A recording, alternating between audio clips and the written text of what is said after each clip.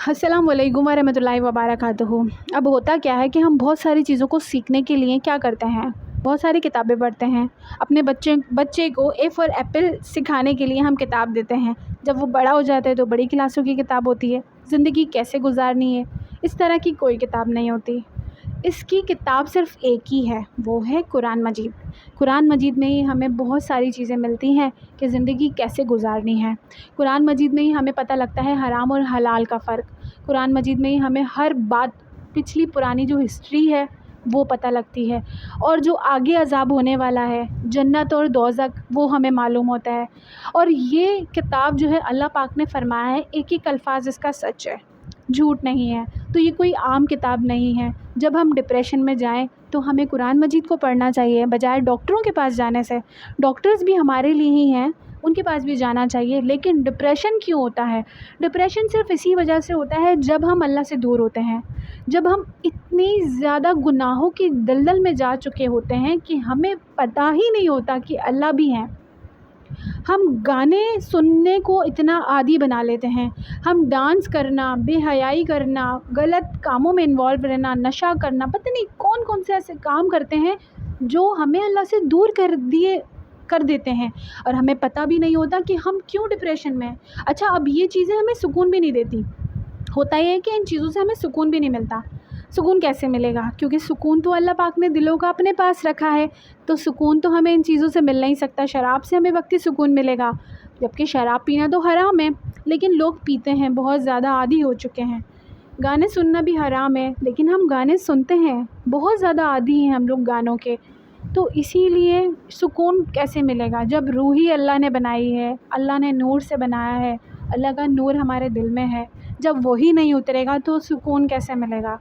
अब लोग डिप्रेशन की गोलियां खाते हैं कि नींद नहीं आती है, किस तरह सोएं, सारी रात जागते हैं, किस तरह सोएं। अरे सारी रात जागोगे तब यही होगा, जब अल्लाह को याद नहीं करोगे तो यही होगा, जब कुरान मजीद नहीं पढ़ोगे तो यही होगा। जब भी कोई मसले आए, ज़िंदगी में मुश्किलें आएँ, बहुत ज़्यादा परेशानियाँ, कुरान मजीद में अल्लाह पाक ने फ़रमा दिया है कि तुम ये मत सोचो सारी ज़िंदगी तुम्हारी एक जैसी गुजरेगी। अपने दिमागों में बिठा के रखो, कभी अच्छा वक्त होगा और कभी बुरा वक्त होगा, दोनों में तुम्हें सब्र करना है। मैं एक जैसी ज़िंदगी तुम्हें नहीं दूंगा। जब अल्लाह पाक ने ख़ुद फ़रमाया है तो हम किस बात की टेंशन लेते हैं बुरे वक्त आने से? भाई अल्लाह पाक ने फ़रमा दिया है, बुरा वक्त भी आएगा, अच्छा वक्त भी आएगा, दोनों वक्त में तुम्हें दूंगा। दोनों वक्त में शुक्र एहसान करने वाला बंदा अल्लाह का सच्चा और नेक ईमान वाला बंदा है। तो इसीलिए जब भी मुश्किलें आए, मुश्किलें बहुत ज़्यादा तकलीफ़ दे होती हैं, बहुत बड़ी बड़ी मुश्किलें भी आ जाती हैं इंसानों पे। सब्र करना बहुत मुश्किल हो जाता है, लेकिन करना है हमें अल्लाह ही फरमा रहे हैं कि सब्र करो। अल्लाह ने ही कुरान मजीद में फ़रमाया कि मैं तुम्हें तकलीफ़ें भी दूंगा, लेकिन तकलीफ़ों पे सब्र करने का हुक्म भी अल्लाह दे रहे हैं। अब सब्र कैसे मिलेगा? डिप्रेशन से निजात कैसे मिलेगी? वो इसी तरह मिलेगी जब हम नमाज़ पढ़ेंगे, कुरान मजीद पढ़ेंगे, कुरान मजीद का तर्जुमा पढ़ेंगे और अपनी ज़िंदगी को कुरान मजीद के तरीके से गुजारेंगे, नबी की सुन्नतों पे गुजारेंगे। तब हमें पता चलेगा कि ज़िंदगी असल है क्या। नबी पाक सबसे अच्छे और बेहतरीन, हमारी ज़िंदगी में एक बेहतरीन शख्स हैं, उनके जैसा कोई हो नहीं सकता। पूरी दुनिया में ऐसा कोई नहीं हो सकता जो अल्लाह के सच्चे महबूब हैं, जो अल्लाह को बहुत ज़्यादा पसंद हैं। तो फिर उनके जैसा इंसान तो कोई भी नहीं हो सकता। इसीलिए उनके जैसा बनने की कोशिश करनी चाहिए। जब हम उनके जैसा बन तो नहीं सकते, उनकी पर्सनैलिटी और वो ख़ुद तो बस एक लेवल है उनका, हम उनके जैसे हरगिज़ हो ही नहीं सकते, लेकिन हम उनके जैसा अमल तो कर सकते हैं। जैसा उन्होंने बताया वैसे काम तो कर सकते हैं, थोड़े बहुत उनके रास्ते पे तो चल सकते हैं।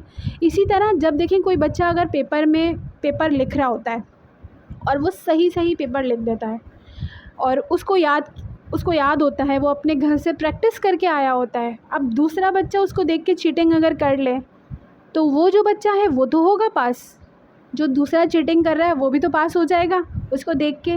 तो इसीलिए जब हमारे नबी पाक की सुन्नतों पे हम थोड़ा थोड़ा अमल करना शुरू करेंगे तो अल्लाह को शायद यही अदा पसंद आ जाए कि मेरे महबूब को फॉलो करता है, मेरे महबूब की सुन्नतों पे अमल करता है, जो मेरे महबूब ने बताया जैसे वो ज़िंदगी गुजारते थे वैसे अमल कर रहा है, तो फिर हम भी पास हो ही जाएंगे। इसीलिए हमें चाहिए कि हम कुरान मजीद को पढ़ें, नबी की सुन्नतों को पढ़ें, तर्जुमे को पढ़ें, और डिप्रेशन से निजात हमें मिल जाएगी, बिल्कुल मिल जाएगी।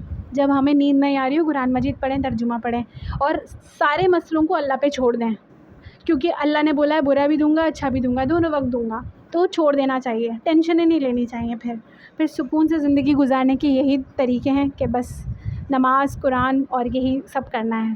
اللہ حافظ۔